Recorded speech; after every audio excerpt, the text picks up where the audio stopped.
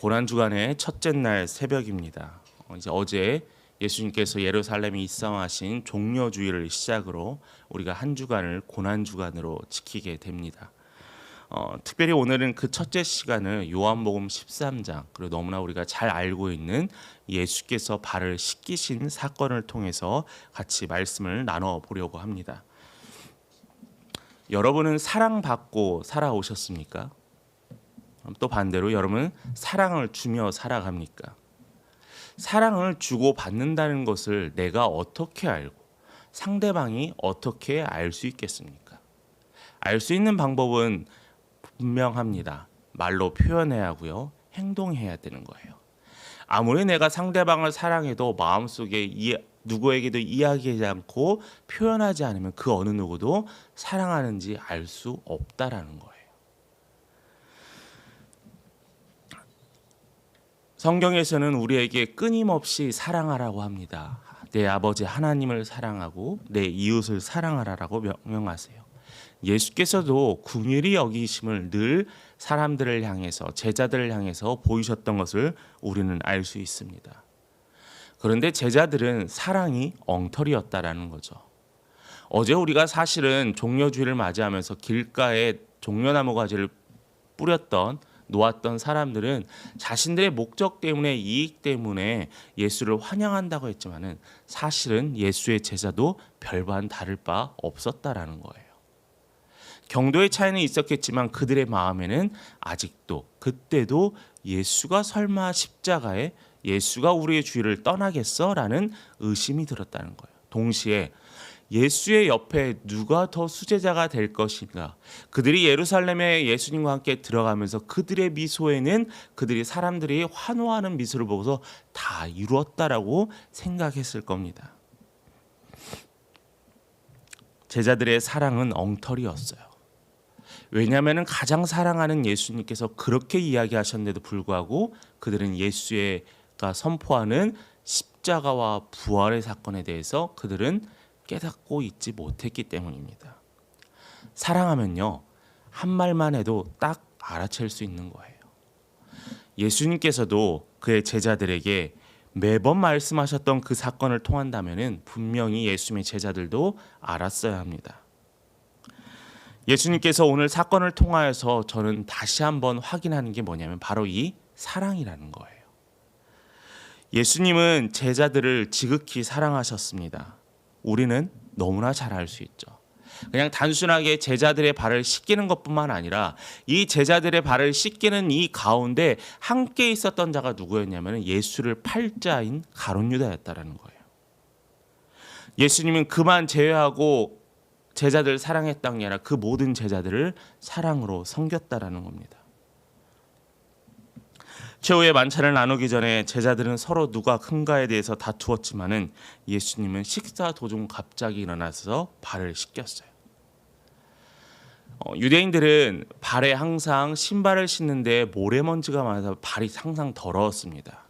그래서 누군가의 집, 부유한 사람들의 집에 가면 항상 발을 씻겨주는 하인들이 있었다라는 거죠. 발을 씻기는 것은 당연히 가장 낮은 계급의 사람이 하는 일이었습니다. 그런데 분명히 예수님께서 제자들의 발을 씻기려 했을 때 제자들은 여기에서 그 어떤 단어에서 아까 씻었는데 왜 또 씻어주시나요? 라는 이야기를 하지 않았어요. 예수님이 왜 우리의 발을 씻겨주십니까? 라고 했다는 겁니다. 지금 예수님과 제자들이 식사하는 이 자리는 발을 씻겨주지 못했던 자리였던 것 같습니다. 그러나 예수님께서 씻겨주신다라고 하셨던 그 말에 제자들은 당연히 당황하게 된다는 거죠. 왜요? 예수님은 왜 굳이 왜요? 저희들의 더러운 발을 왜요? 식사의 자리 가운데 왜요? 그런데 예수님은 그들을 향해서 발을 씻겨줬습니다. 그런데 오늘 본문 말씀을 보면은 그 침묵을 깨고 베드로가 이야기를 합니다. 예수님, 제발 제 발은 씻어주지 마세요라고 하는 거예요.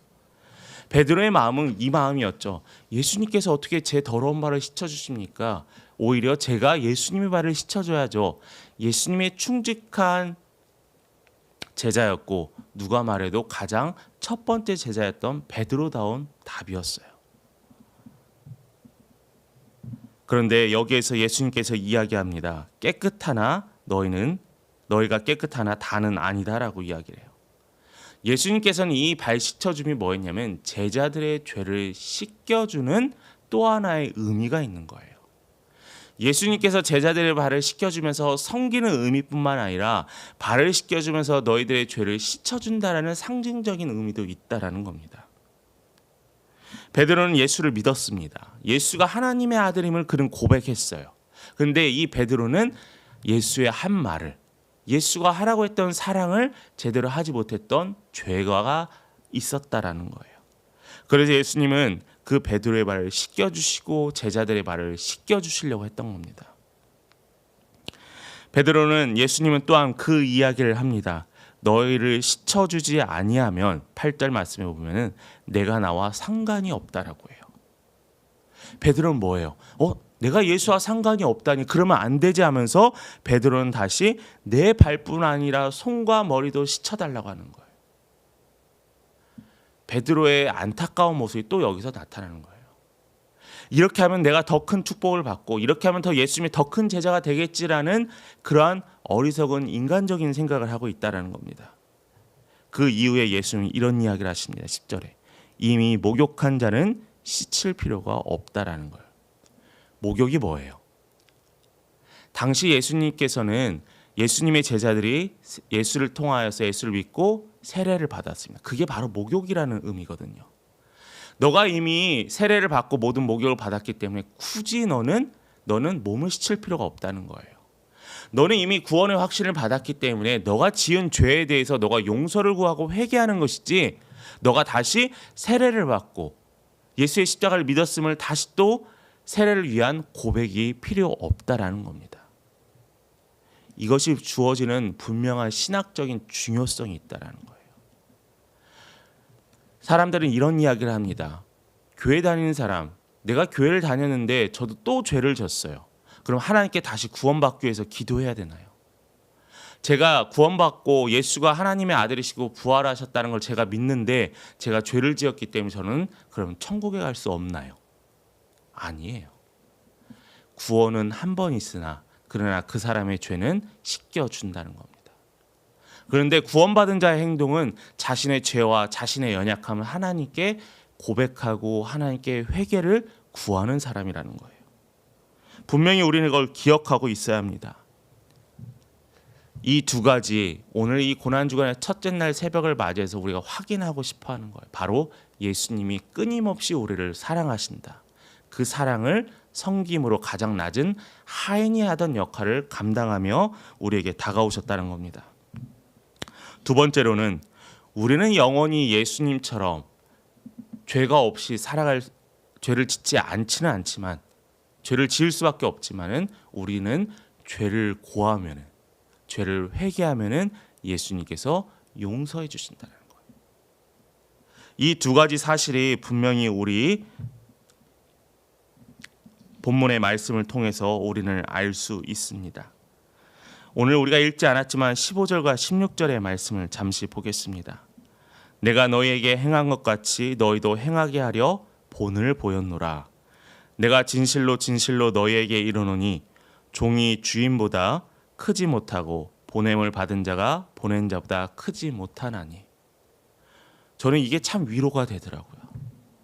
하나님께 하염없이 끊임없이 낮아졌던 부족했던 제가 네가 아무리 노력해도 아무리 힘을 써도 주인보다 나을 수 없다라는 거예요.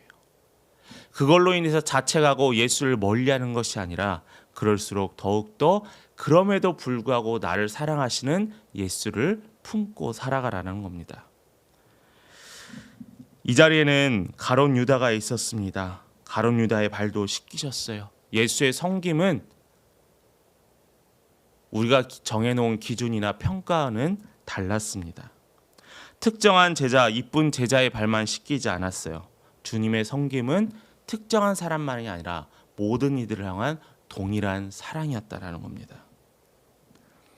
모든 이들을 향한 겸손으로 섬기셨어요. 예수의 십자가도 그렇습니다.